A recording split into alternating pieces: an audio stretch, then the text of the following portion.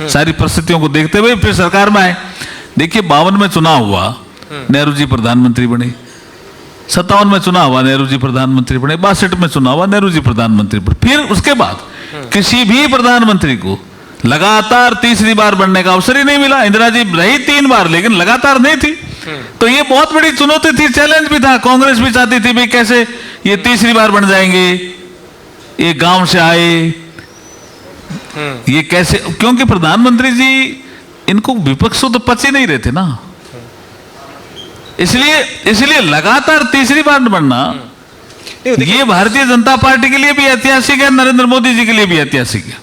नहीं वो तो ठीक है, ये तो आंकड़ा है, लोकतंत्र है, सबके सामने नतीजे हैं।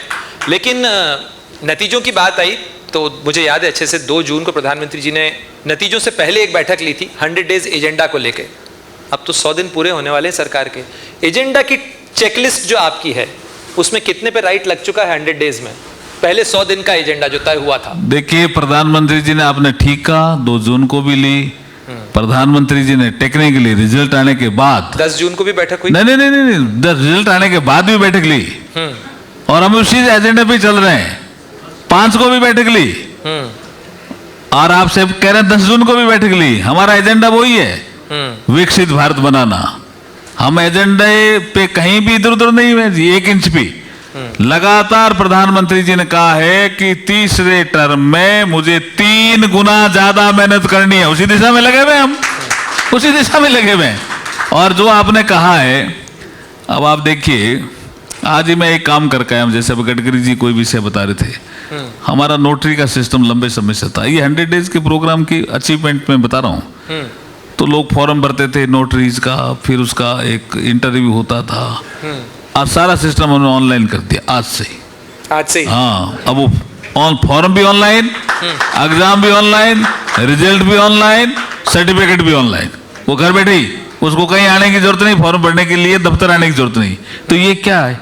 ये अचीवमेंट ही है ना हमारा। ऐसे कई अचीवमेंट है। ये इस गवर्नेंस का सिंप्लीफिकेशन है। नहीं, अचीवमेंट है हमारा। ये टेक्नोलॉजी ड्रिवन हम सिस्टम को सुधार कर रहे हैं, उसका एक पार्ट है। लेकिन जो चेकलिस्ट की मैं बात कर रहा हूं, कानून मंत्रालय की तरफ से आपने जो सुधार प्रस्तावित किए थे या सरकार को एजेंडा बताया था कि 100 दिन के अंदर कानून मंत्रालय ये करेगा, उसमें से कितने पूरे हो गए? नहीं, मैं क्या कह रहा हूं कि हर मंत्रालय ने उसमें कोई 8 काम है, कोई 10 काम है, कोई 5 काम है, उस दिशा में लगे हुए। जैसे अभी ये काम पूरा ही कर दिया। हमारी लिटिगेशन पॉलिसी है, उस दिशा में भी काम आगे बढ़ रहा है, तेजी से बढ़ रहा है ना। यही काम हम आगे बढ़ा रहे हैं। लेकिन कानूनों के सुधार की बात या संसद के अंदर आम लोगों को के बीच में धारणा बन रही है कि संसद जो है वो चल नहीं पाती है। जब बीजेपी विपक्ष में थी तो कहती थी कि भाई संसद चलाना सरकार का काम होता है।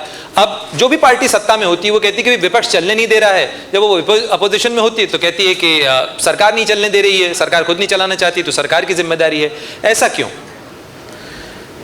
देखिए आपको थोड़ा फर्क तो करना पड़ेगा बीजेपी और कांग्रेस में। हमने संसद को मैं थोड़ी बहुत जो बाधा प्रस्तुत की तब की जब कैग की रिपोर्ट आ गई थी, जब किसी कॉन्स्टिट्यूशनल एजेंसी की रिपोर्ट आ गई थी। अब ऐसा क्या है जी जिसके कारण ये नहीं चलने देते हैं? इनका पर्पज है कि हम नहीं चलने देते हैं, लेकिन हम बात कर रहे हैं। हमारी ड्यूटी, देखिए सत्ता पक्ष और अपोजिशन दोनों की जिम्मेदारी है संसद चलने से। हम बार बार उनको समझा रहे हैं कि भाई आपको भी तो बोलने का अवसर मिलेगा ना, जो चाहो बोलो। तो उसके बाद थोड़ी आपने देखा होगा ना, बजट सेशन बहुत ठीक चला है। बजट सेशन में तो कोई ऐसी दुविधा हुई नहीं। जो पहला सेशन था हमारा स्पेशल सेशन, जिसमें हमने शपथ ली थी एज एन MP, उसके बाद राष्ट्रपति जी ने हमने संयुक्त सत्र को संबोधित किया था, उसके बाद राष्ट्रपति जी ने हमने धन्यवाद जो प्रस्ताव दिया था और प्रधानमंत्री जी ने रिप्लाई दी थी, उस सेशन और बजट सेशन में आपको फर्क नजर आया कि नहीं आया? ये हमारा फ्लोर मैनेजमेंट है। फ्लोर मैनेजमेंट की जिम्मेदारी जो है वो संसदीय कार्य मंत्रालय की बड़ी होती है। बहुत समय बाद लीडर ऑफ अपोजिशन है, आपका संवाद कैसा रहता है लीडर ऑफ अपोजिशन से? देखिए हमारा तो सबसे ही संवाद रहता है जी। जो भी सामने आता है मैं तो खुद ही चला करके नमस्कार करता हूँ। और मेरा तो स्वभाव है, और पार्लियामेंट अफेयर्स मंत्री का तो ये ड्यूटी में भी है कि किसी भी दल का कोई नेता आ गया, फ्लोर लीडर, उनसे नमस्कार भी करना, भाई आज आप क्या कर रहे हो ये भी पूछना, हम क्या कर रहे हैं आज ये भी बताना, ये हमारी ड्यूटी का पार्ट है। फिर हमारा कोई अगर डिस्प्यूट सेटल नहीं हो रहा है तो हमारे ऑनरेबल स्पीकर का पद है, वहां जाकर के हम सेटल करते हैं। तो वो तो कई बार ये आरोप लगाते हैं कि देखिए मेरा माइक बंद हो जाता है, मैं बोलता हूं तो मुझे बोलने नहीं दिया जाता, नहीं, कैमरा इधर आ जाता वो तो फिर स्पीकर साहब ने कह दिया ना, वो आरोप झूठा है। माइक किसी के कंट्रोल में नहीं होता। जैसे कोई बोल रहा है, ये तो उनको ही समझ लेना चाहिए ना, जैसे कोई बोल रहा है, अब स्पीकर बोलने लगेगा तो अब ऑटोमेटिक बंद होता है। वो सिस्टम कोई बंद कर रहा है, कोई ऐसा नहीं है सिस्टम।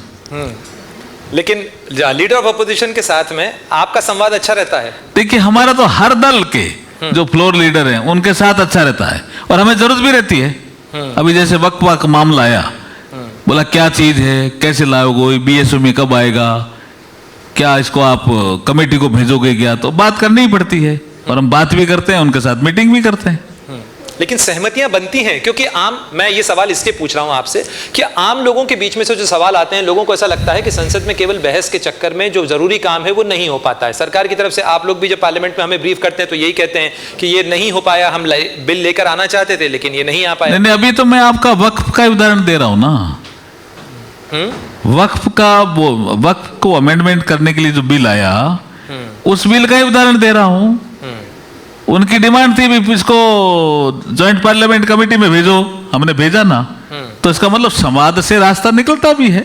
ऐसा थोड़ी है हम संवाद बंद भी नहीं करते हैं। लोकतंत्र में संवाद बंद होना भी नहीं चाहिए। समाज जब होता है अपोजिशन के साथ तो निश्चित रूप से रास्ता निकलता है। इसमें निकला है ना रास्ता। इंट्रोडक्शन हुआ, इंट्रोडक्शन में उन्होंने कहा हम अपोजिशन में हम बोलेंगे, तो बोले भी, तो इसीलिए हम भी कड़ा भी बोले, बैठे हैं। कड़ा भी बोले, कठोर भी बोले। लेकिन हमारी तरफ से जब हमारे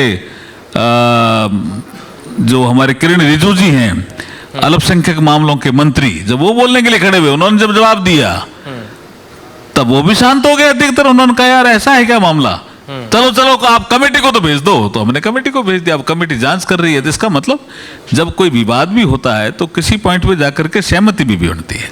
लेकिन जब संवाद की बात करते हैं तो फिर आप और सरकार जो है वो ममता बनर्जी से संवाद क्यों नहीं कर लेती? फिर वो अपना अलग बिल लेके क्यों आ रही है? अगर इस तरह से हर विधानसभा अपना अलग बिल लेके आने लगी और केंद्रीय कानूनों के अंदर वो भी भारतीय न्याय संहिता में अगर बदलाव होने लग जाएंगे ऐसे हर राज्य सरकार के, तो फिर तो सिस्टम नहीं चलता। देखिए, आपका कहना ये ठीक है, कुछ राज्यों ने ऐसा समझ लिया है, वो ठीक दिशा में नहीं जा रहे हैं। जैसे अभी केरला में एक फॉरेन सेक्रेटरी लगा दिया, तो ऐसे थोड़ी चल सकता है देश। देश तो संविधान के अनुसार चलेगा ना। कोई भी आदमी हो, किसी भी राज्य का मुख्यमंत्री हो और चाहे प्रधानमंत्री हो, नहीं लगा दिया था। फॉरेन सेक्रेटरी ने लगाया था, विदेश मामले देखने के लिए। अरे नहीं, विदेश सचिव लगाया था। उन्होंने कहा ये हमारा विदेश सचिव है। ऐसा नहीं होता है, ऐसा नहीं होता है। फिर चेंज करना पड़ा ना स्टैंड उनको। तो इसलिए संविधान में एक है यूनियन लिस्ट, उस पे कानून बनाने का अधिकार संसद को है।